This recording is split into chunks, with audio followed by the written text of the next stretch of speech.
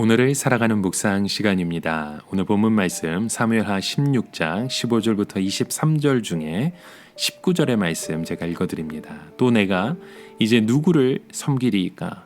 그의 아들이 아니니이까? 내가 전에 왕의 아버지를 섬긴 것 같이 왕을 섬기리이다 하니라. 여러분, 이 정치라는 것은 원래 백성들이 인간다운 삶을 살 수 있고 사람 간의 이해를 조정하고 사회 질서를 바로잡는 역할을 하는 것입니다. 그런데 이익이 전제된 정치는 그 특성이 속고 속이는 그런 경향이 있습니다. 그 이유는 정치를 남을 속여야 나의 이익이 극대화되기 때문이죠. 자, 오늘 본문 말씀에도 보면 속고 속이는 일들의 연속을 우리는 보게 됩니다. 아버지 다윗을 반역했던 압살론이 예루살렘을 차지하기는 하지만 또 여전히 속는 일이 벌어지고 있기 때문입니다. 후세의 거짓 환대와 거짓 충성 맹세는 이 압살론의 판단을 흐리게 하였던 것이죠. 결국 후세의 속임수는 압살론에게 치명적인 결과를 가져오게 되었던 것입니다. 자, 그 말씀을 오늘 15절에 이렇게 말하죠. 압살론이 예루살렘에 입성한 내용을 보여줍니다. 그런데 이 내용은 이미 사무엘하 15장 37절에 기록하고 있는데요. 여기서 또다시 기록하고 있는 그 이유가 무엇일까요?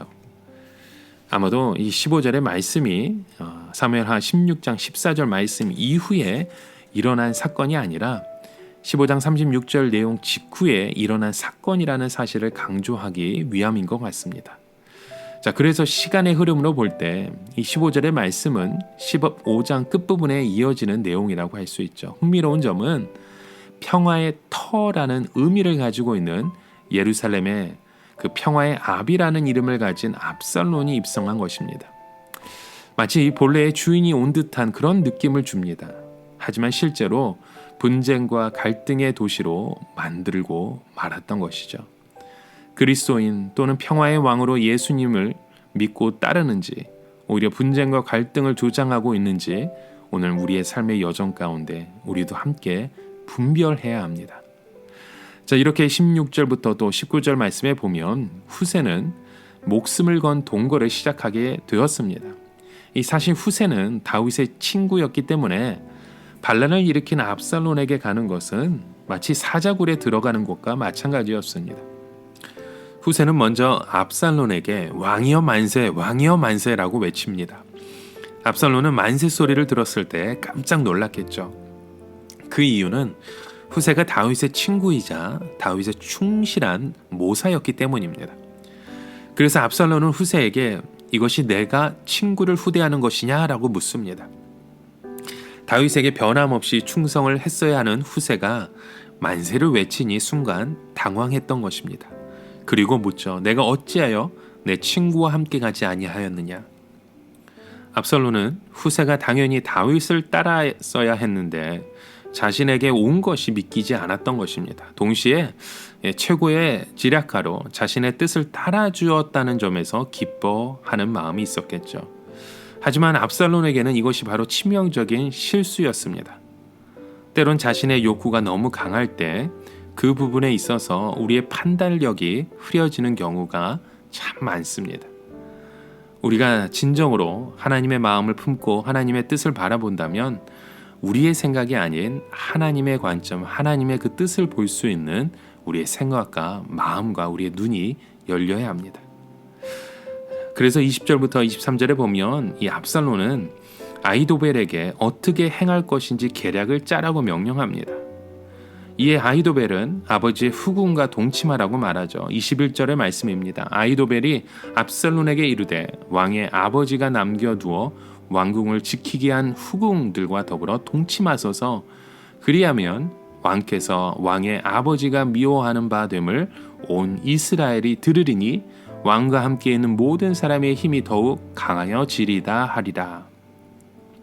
자, 그 당시 고대 근동에는 새롭게 왕위에 오른 왕은 선왕보다 더 강하다는 것을 인정받기 위해 선왕이 가진 모든 소유를 차지했다는 사실을 알리고 선왕의 후궁들을 취함으로 그 정통성을 인정받았던 관례들이 있었습니다. 이 아히도벨 역시 그런 방법을 압살론에게 제시했던 것이죠. 하지만 이런 모든 일들은 결국 압살론이 하나님의 뜻을 이루는 방편이 되지 못했던 것입니다. 그는 하나님의 섭리를 이루는 사람이 아니라 하나님과의 관계를 닫고 욕망을 쫓아 세워진 왕에 불과하다는 모습을 절실하게 보여주고 있습니다. 여러분, 오늘 우리의 삶은 어떻습니까? 우리 그리스도인의 그 삶의 여정 가운데 하나님의 뜻보다 나의 욕망에 사로잡혀 우리의 판단력이 흐려진 경우가 없으셨습니까? 오늘을 살아가며 한 가지 묵상의 질문을 드립니다. 오늘도 우리의 삶의 여정 가운데 나의 욕망에 사로잡혀 거짓 환대에 또 거짓 말에 우리가 속고 있는 우리의 모습은 없으신지요? 이곳에서 갈등과 분열을 조장하기보다는 우리의 정체성, 예수 그리스도만을 바라보는 그리스도인의 정체성에 우리가 그 뜻을 찾고 있는 우리의 모습이 있으신지요?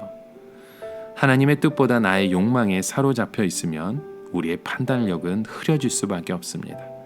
이 자리에서 오직 주님의 말씀으로 다시 세워지고 주님의 뜻을 바라볼 수 있는 저와 여러분의 하루가 되시길 간절히 축원합니다. 함께 기도합니다.